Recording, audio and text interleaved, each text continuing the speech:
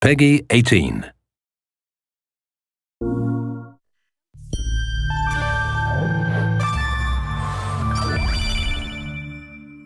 Hi, my name is Colin Graham, and I'm the animation director on Watch Dogs 2. Today we want to give you a look at our free-roaming demo and give you a more detailed look at the open world and the Bay Area. This video is recorded from an alpha build of Watch Dogs 2 running on PS4. In Watch Dogs 2, we've expanded our hacking tools to give the players more options. By tapping and releasing the L1 shoulder button, we can do a contextual quick hack on this person. If we want more hacking options, we simply hold the L1 button while focusing on our target. Now we can see that there's 4 contextual hacks available on this car.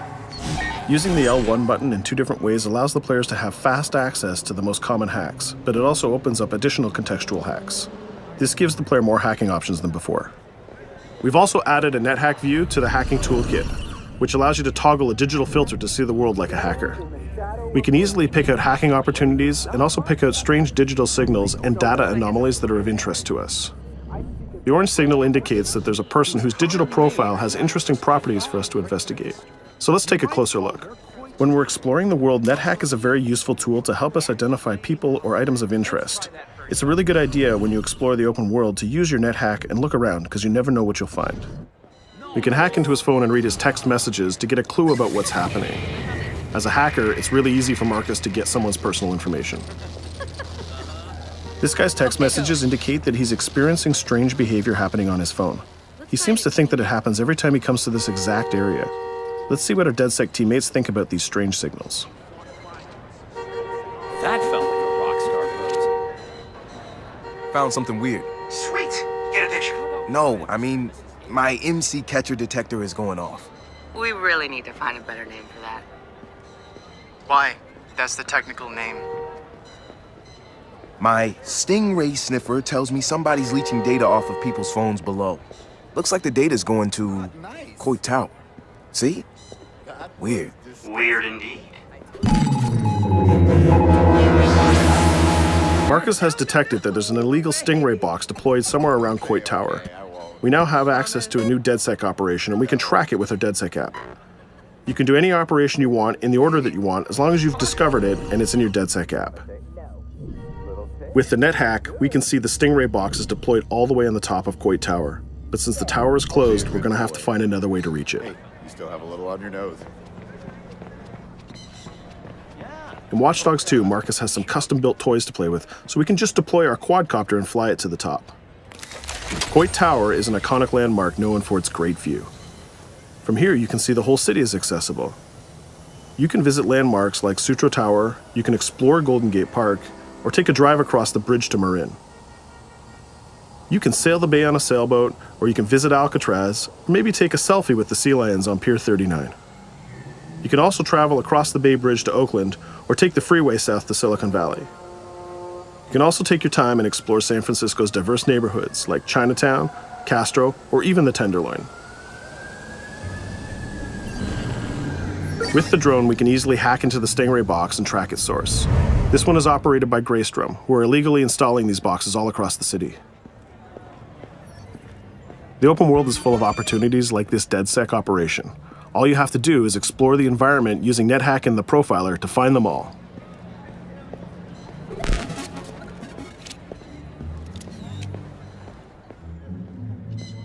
There we go. This one has a breadcrumb trail I can follow. Nice. Where's it go?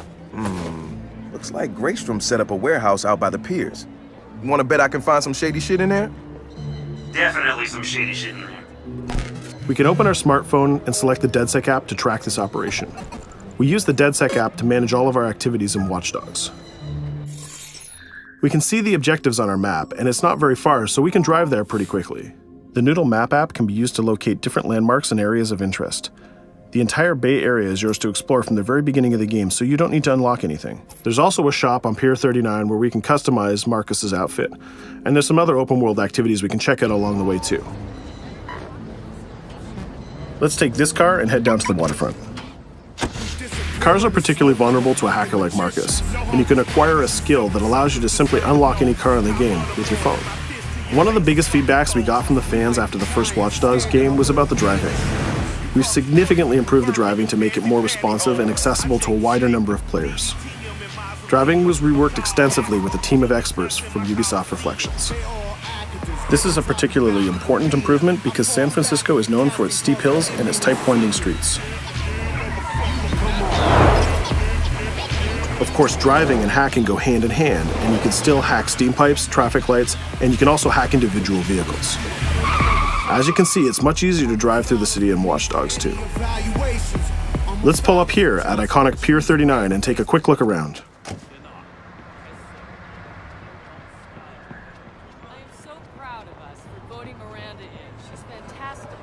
Up ahead is a clothing store, so let's go give Marcus a new look.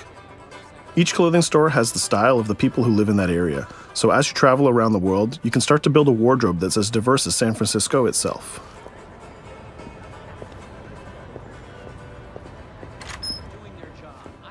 There are over 700 unique items of clothing that Marcus can purchase to wear, with over 1 billion possible combinations.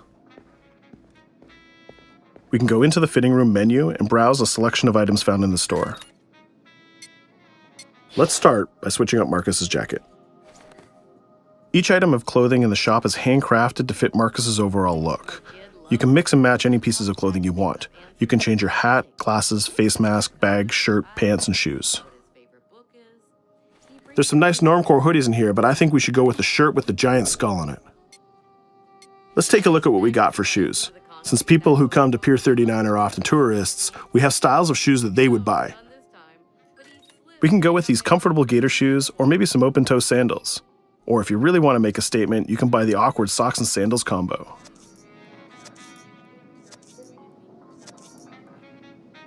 In the end, though, I think we should go with Stars and Stripes Chucks. We could really stay here all day trying on clothes, and each store has a wide variety of clothing options so you can really make Marcus look the way you want. From biker leather to hip-hop, from pinstripe suits to tie-dye tank tops, you can really craft the look that's unique to you. In Watch Dogs 2, you manage your activities from your smartphone. There's an app shop, a media player, the DedSec app, and a research app that allows you to develop new skills. Let's take a look in the app shop to find the ScoutX app. San Francisco is full of iconic landmarks, so as you explore the world, you'll find new ScoutX objectives in the app. Once we've installed it, we can find nearby landmarks and go check them out. When you visit San Francisco, there's so many great landmarks to visit. The ScoutX app will be like your tour guide in Watch Dogs 2. We're right near the crab statue on Pier 39, so let's go to that one right now.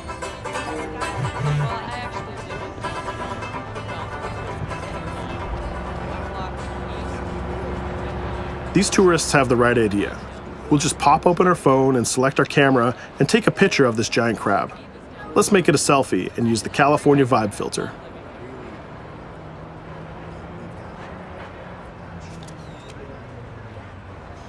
What's that? Uploading the photos to the ScoutX app will give you more followers, and you'll need those followers to progress through the game. So we had a look around and we bought some new clothes, but let's get back on track and head to that next pier, and we'll take care of that stolen data at the Greystrom site.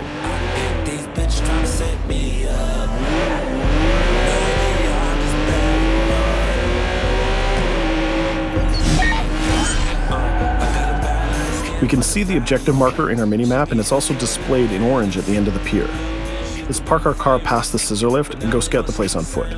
Operations in Watch Dogs 2 are almost always a free approach, so you can go after the objective from any direction. Let's start by getting into cover and scouting our enemies and see if we can spot the objective. From there, we can make a plan of attack. We can launch our drone and scout the area.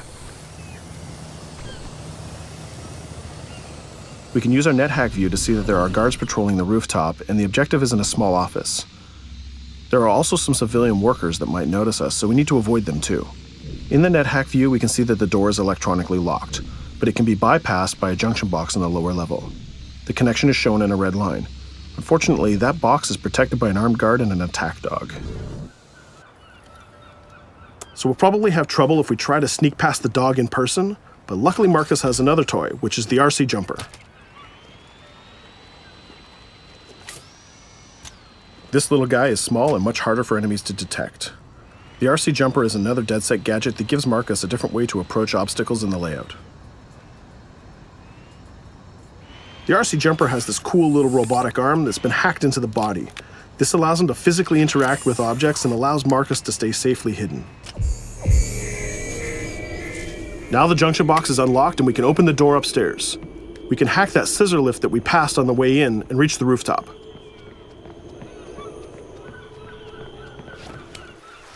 By hacking into the OS of the scissor lift, Marcus can take remote control of it. Not only can you raise it up and down, but you can actually drive it around anywhere you want in the world. This level of control gives players total freedom when dreaming up an approach to a mission. Our first challenge is to get past the guard in front of us. So let's hack into the security camera and see how he might be vulnerable.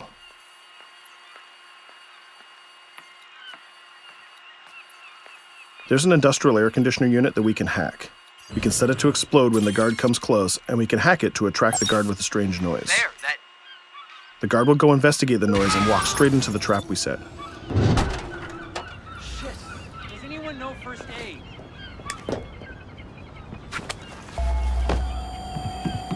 And just like that, we've taken out the guard, created a distraction, and slipped into the compound.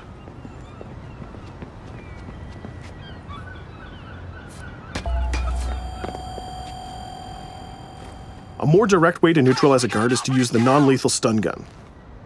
Marcus has an array of non-lethal tools and techniques, and you can complete the entire game without actually killing a single enemy. Since we already unlocked this door with our RC jumper, we can just quick hack it to open it. Now we're in the room, we just need to install one of our custom DedSec boxes into this Bloom terminal, and we've completed our final objective. All that's left to do now is escape undetected. Each operation we undertake will give us more followers. And more followers will allow you to take on even bigger operations. So let's get off this pier and explore a little bit more.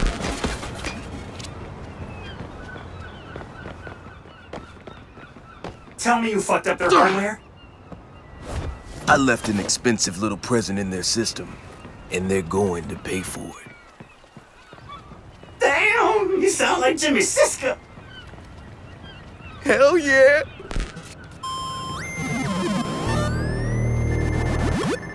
Up ahead, we'll notice there's another player hanging about. He's easy to spot because of the purple icon and the gamer tag over his head. In Watch Dogs, your game session can be seamlessly merged, and you will often encounter other players exploring the world just like you. This guy looks really friendly.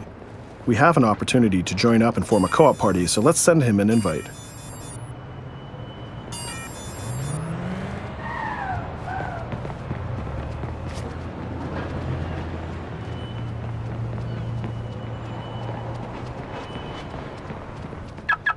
Now that we're joined in a session, we can complete co-op missions together and take on even bigger and tougher targets.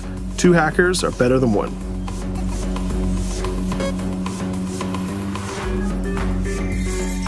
We're gonna head across the bay to Prescott, which is in North Oakland, to infiltrate a gang lair. We can get there by driving across the Bay Bridge together.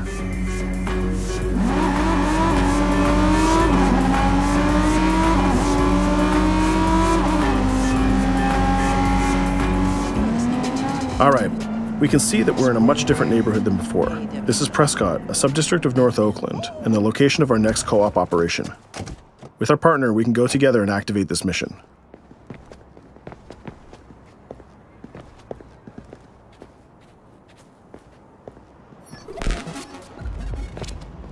Marcus, we have operations popping up everywhere. Some of them are 2 hacker jobs. Where you need me? Sending you the coordinates. And Marcus, it works both ways. When you need help, fire off a call and we'll send someone your way for the assist. This area is a free approach, so we can tackle it any style we want. Since we're now 2 hackers working together, we'll cover our partner from the sky and help him out with some well-timed hacks. We can distract this guard by hacking his phone, and our friend will take him down very stealthily. We'll continue to scout the area and find more lookouts, like this gang member on the rooftop. We can automatically tag them, and once they're tagged, both players can see them. Our partner is going to sneak up on the rooftop and take out this guard, and we can help him with some well-timed hacks. If we use a contextual hack on this transformer box, we can attract the guard. Our partner has an easy shot with his stun gun from that distance.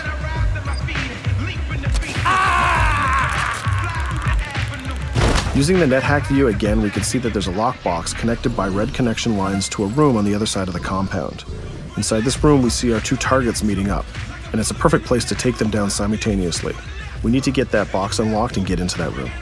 As we continue to scout this area, we can see this compound has a lot more guards than the last one, and they look very heavily armed. We'll need to take care of these guards if we get detected.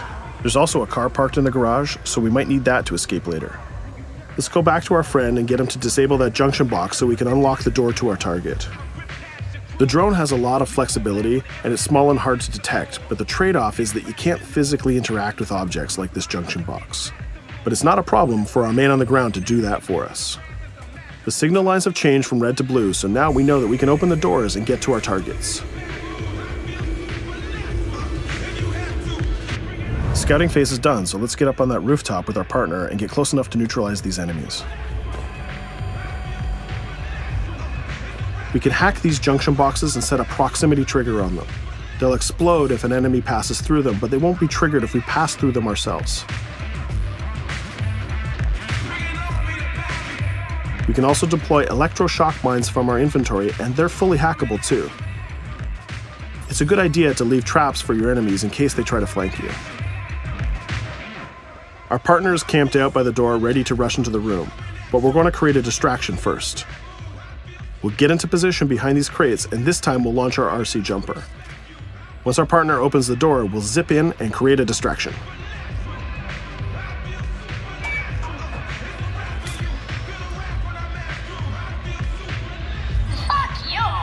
Our jumper has another feature too. It can launch foul-mouthed taunts and make people angry.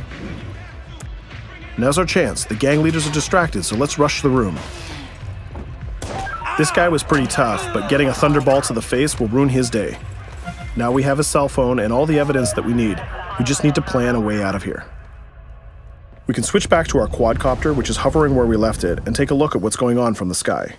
We can see one of the guards is rushing up the stairs to help his boss, but our partner has that door covered with his DedSec rifle. There's another guard on the ground level who's alerted to our gunfire, so let's use a contextual hack on him. We've changed his profile to make a rival gang think that he's a police informant. The rival gang will come to this compound and take care of him for us. Things are heating up, so we're going to have to improvise a little bit.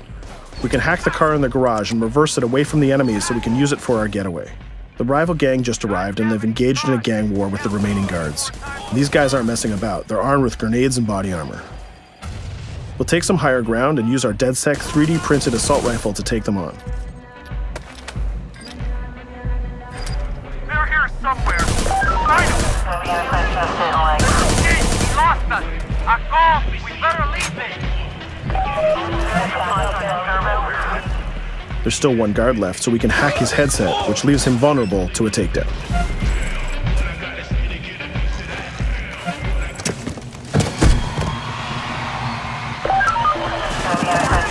Let's take our stolen ride and get out of here before cops show up.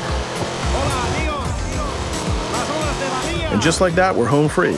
We took down both gang leaders, we got the evidence we needed, and we triggered a gang war, and we escaped without getting killed. That's teamwork. 2 hackers and 1 successful DedSec operation. Let's take a minute to talk about a brand new multiplayer PvP event called Online Bounty.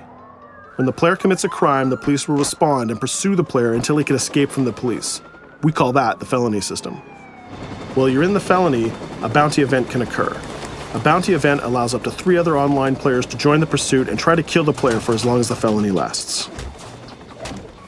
As the target player of the bounty, your objective is to evade the felony and the pursuing players. Rewards are given for neutralizing the hunters. And the objective of the hunters is to neutralize the target player. Bounty is a seamless PvP event that's triggered by your player style and how you interact with the police. If you are the type of player who's always in conflict with police, you'll have a higher chance of having a bounty placed on you. But if you can neutralize the hunters, you'll get additional rewards. I hope you've enjoyed our walkthrough of the open world of Watch Dogs 2, and I hope to see you online November 15th.